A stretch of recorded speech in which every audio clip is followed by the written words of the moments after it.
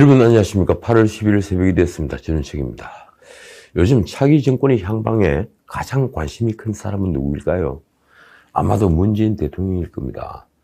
노태우 정부 출범부터 이제 불과 33년 7차례밖에 되지 않는 평화적 정권 교체의 경험에서 진정한 정권 재창출은 단 한 차례도 없었습니다. 정권 재창출로 보이는 노태우 정부, 노태우 대통령은 전두환 대통령을 백담사로 유배를 가게 했으며 노무현 대통령은 열린우리당을 만들어서 새로운 권력을 만천하에 과시했습니다. 김대중 대통령과 선을 끈 거죠. 그런데 권력 말기의 대통령들은 가족과 주변의 부패로 인해 집권당에서 탈당을 감수해야 했거나 아니면 적대 세력으로 내몰렸습니다. 이 예외가 없었습니다. 권력의 이너스컬에서 권력의 달콤한 맛을 향유하던 대통령의 측근과 아들들은 모두 감옥에 갔습니다. 소통령이라고 불리던 이도 있었고, 이 홍삼 트리오라는 비아냥을 듣던 아들들도 있었고, 봉화대군인이 영일대군인이 하는 대통령의 형들도 있었습니다. 끝내 수사 대상이 된 대통령만 하더라도 노태우, 노무현, 이명박, 박근혜 네 사람이나 됩니다. 참 불행한 문민정부의 역사입니다. 이 김대중 대통령은 대북 송금이 통치행위로 인정되어 수사 대상이 되는 것을 모면했습니다. 역대 문민정부들은 하나같이 부패했다는 오명을 남긴 것입니다. 그 가장 큰 원인은 무엇일까요? 바로 이너스컬의 부패이며 권력 중추 세력이 벌인 권력의 전횡입니다. YSDJ 노무현 이명박 정부가 이너스컬의 부패로 도마 위에 올랐다면 박근혜 정부는 조금 다르죠. 이너스컬의 권력의 전횡, 권력의 전단이 국정농단이라는 이름으로 문제가 됐습니다. 처음에 뇌물 등 부패로 몰기 위해서 삼성으로부터 묵시적 청탁과 함께 경제 공동체라는 최순실에게 주었다며 미르 K스포츠재단 출연금을 뇌물로 엮었는데 이 재단법인 출연금이 뇌물이 될 턱이 없었습니다. 기껏 정유라가 탄 말과 영재스포츠센터 지원금이 뇌물이 됐습니다. 결국 박근혜 정부를 도마 위에 난도질한 최후의 도구는 형법 123조 직권남용입니다. 그때까지 사문화되다시피 형법전 구석에 처박혀 있던 직권남용 말입니다. 얼마나 구차한 일입니까? 그런데 한번 햇빛을 본 직권남용이란 칼은 이제 조자룡에 휘두르는 헌칼이 아니라 어느 권력이든 마음먹기에 따라서는 전가의 보도가 될 판입니다.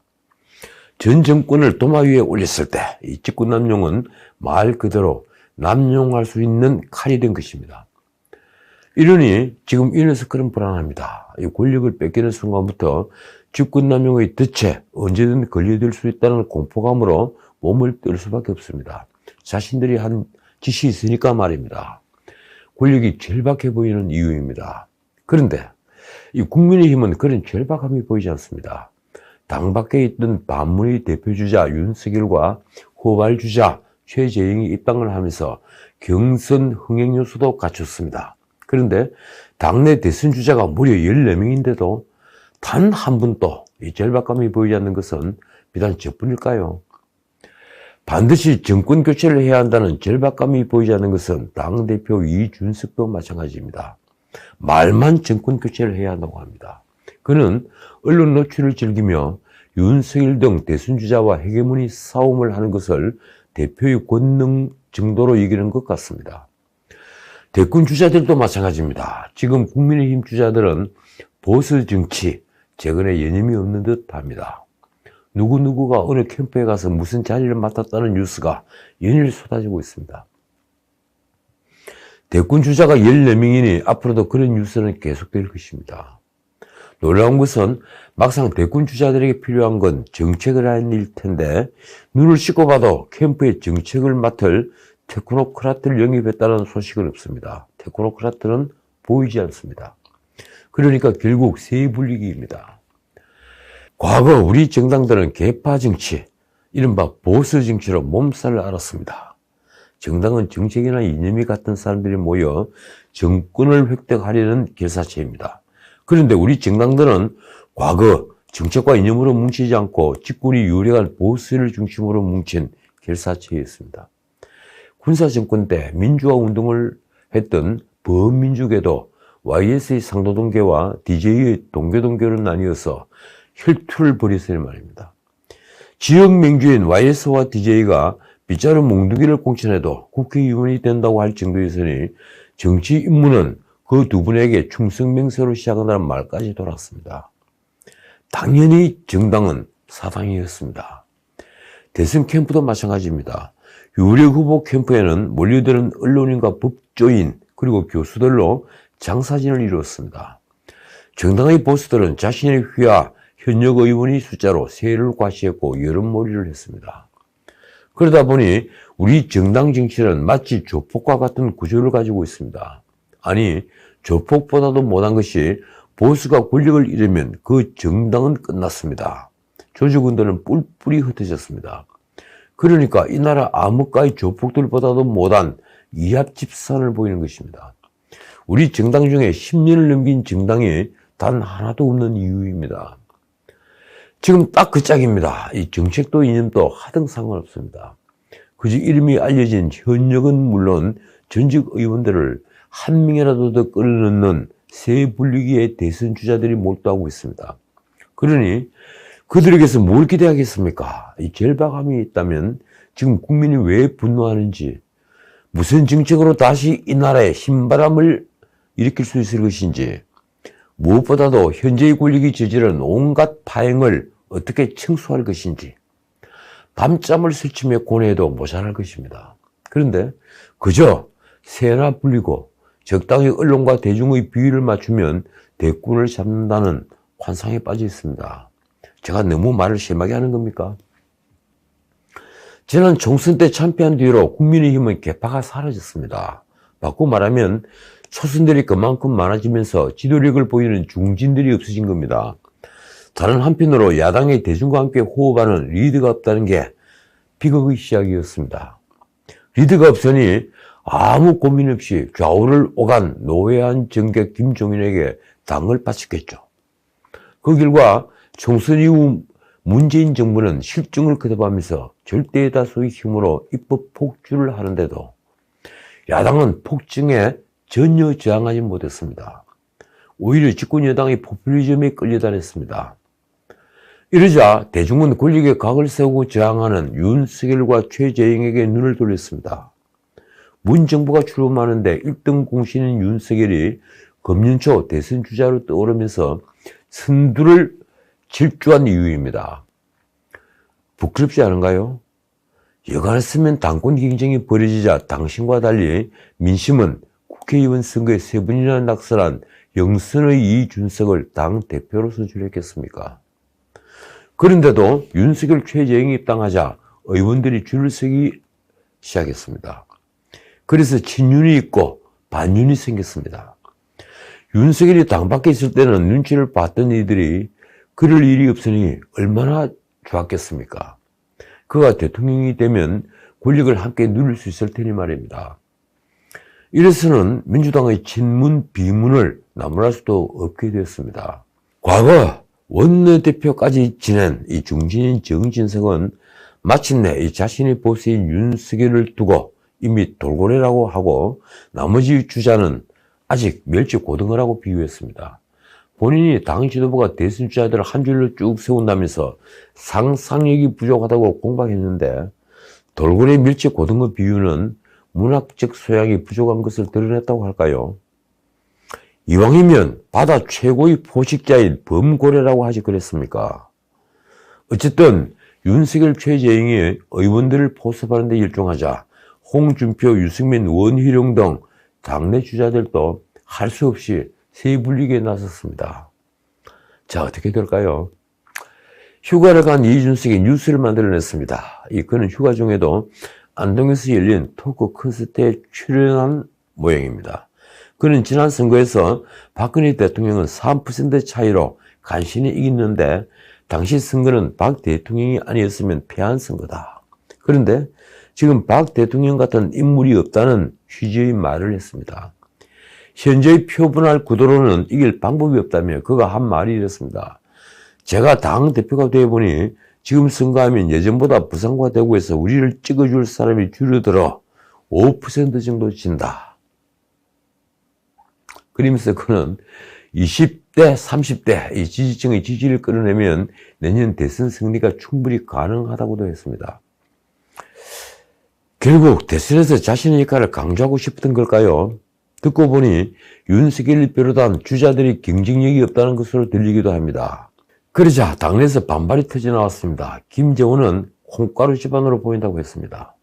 그러면서 한 목소리를 내야 한다고 말했습니다. 이 성일종은 당대표가 자꾸 언론에 나서는 것을 문제 삼았습니다. 당이 시끄러운 건 좋은데 당대표가 그 원인이 돼서는 안 되겠죠. 자칫 대선 전국에서 당대표가 리스크가 된다면 정말 5% 차이를 질 수도 있습니다. 제 생각을 말씀드릴까요? 세 불리기도 좋지만 현대민주주의에서는 필패의 방법입니다. 그런데도 왜 모두 골리앗이 되려 할까요? 그래야만 경선에서 이기는 겁니까? 선거는 다윗이 골리앗을 이기는 게임입니다. 전에도 말씀드렸지만 현대 선거는 이성이 아니라 감성이 선거를 지배합니다. 트럼프는 힐러리처럼 유세 현장에 명망가도, 유명 정치인도, 그리고 연예인도 세우지 않았습니다. 대신 가족들이 썼습니다. 그런 전략으로 절대 우세라는 힐러리를 이겼습니다. 자, 다른 문제 하나만 짚고 마치겠습니다. 어제 말씀드린 청주 간첩단에 관련된 얘기입니다. 도대체 이 국정원장 박지원이 지금 간첩을 잡은 이유는 무엇일까요? 궁금하지 않습니까? 그는 김대중 정부 때부터 대북 대화론자입니다. 북한 지도부에 친분이 있는 인맥도 많습니다. 이 문 대통령이 남은 임기에 그를 국정원장에 앉힌 것도 대북 정보가 필요했으라기보다 대북 대화가 필요했기 때문입니다. 그런데 그런 그가 대선 전국에서 북한 지령을 받고 활동해온 자주통일 충북동지회를 수사한 배경은 무엇일까요? 물론 북의 지령을 받고 활동한 간첩은 당연히 수사를 해야 합니다. 그런데 박지원이 국정원이 그 일을 했다고 하니 다른 목적이 있는 것이 아닌가라는 의구심을 떨쳐버리지 못하는 것입니다. 심지어 박지원은 최근 김여정이 한미연합 훈련 연기를 요구하자 국회 정보위에서 유연하게 대응해야 한다며 사실상 연기를 주장했습니다. 연합훈련을 강행하면 북한의 도발이 예상된다는 음포를 넣기도 했습니다. 그런 그가 대선 전국의 여권에 타격이 될 간첩단을 수사하고 핵심 인물들을 구속을 시킨 것입니다. 그는 최근 이렇게 말했습니다. 간첩이 있으면 잡는 게 국정원이다. 이 득회에 따라서는 당장 2024년에 경찰에 대공수사권을 넘기는 것에 대한 무언의 시위로도 보입니다. 실제 이 같은 대공수사는 해외 조직이 있는 국정원이 아니면 하기 힘들다는 말이 나왔습니다. 문제는 이 사건이 여권에 상당한 타격이 됐다는 것입니다. 청주 간첩단 중에 그 일부는 2017년 문재인 캠프에서 활동했습니다. 심지어 그 뒤에 여당 중진과 통일사업을 추진했다는 의혹까지 나왔습니다. 청와대는 반응을 묻는 기자들에게 언급할 가치조차 없다고 선을 그었고 민주당은 침묵으로 일관했습니다. 그러자 한편으로 박지원 사퇴설이 나왔습니다. 그런데 천하의 박지원이 정권에 부담만 되는 일을 벌였을까요? 자칫 일파만파로 확대될지도 모르는 간첩 사건을 말입니다. 물론 간첩 사건이 발각된 이상 덮어둘 수는 없습니다. 비밀로 할 수도 없습니다. 그래서 세간에는 무언가 이 대선 전국의 노림수가 있다는 말이 돌고 있습니다. 이 사건에 관련된 인물이 더 나올 수 있다는 얘기입니다. 일각에선 특정 대선 후보를 겨냥한 수사라는 정치적 음모론도 나왔습니다. 간첩단 중에 한 인물이 특정 캠프와 가깝다는 얘기입니다. 만약 그렇다면 벌써 소문이 돌았겠죠. 지켜볼 일입니다. 어쨌든 모처럼 국정원이 제 역할을 다했다는 찬사를 받고 있습니다. 제가 내린 결론은 이렇습니다. 이미 드러난 증거 등으로 현 정권에 불리하더라도 사건을 수사하지 않을 수 없었을 것이다. 이 권력 말기에 이를 덮다가는 대형 게이트가 될 수도 있으니 말입니다. 자, 오늘은 여기까지입니다. 이 식약처가 어제 SK바이오사이언스가 개발한 코로나 백신 GBP510의 3상 임상 실험을 승인했습니다. 아스트라제네카 백신과의 비교로 효과를 입증하는 비교 임상 방식이라는데, 이 방식으로는 세계에서 두 번째로 3상을 진행하는 것이라고 합니다. 전체 시험 대상자는 3,990명이며 시험 백신은 3,000명, 그리고 대조 백신은 990명에게 0.5ml씩 4주 간격으로 2회 접종하게 되고, 안전성과 면역원성을 평가하는데 국내뿐만 아니라 동남아시아, 동유럽 등 여러 나라에서 동시에 진행될 예정입니다. 어쨌든 이상까지는 부작용도 없으며 성공적이라고 하니 기대가 정말 큽니다. 이래저래 대한민국의 구호는 아직 쇠하지 않은 것 같습니다. 지금까지 전식이었습니다.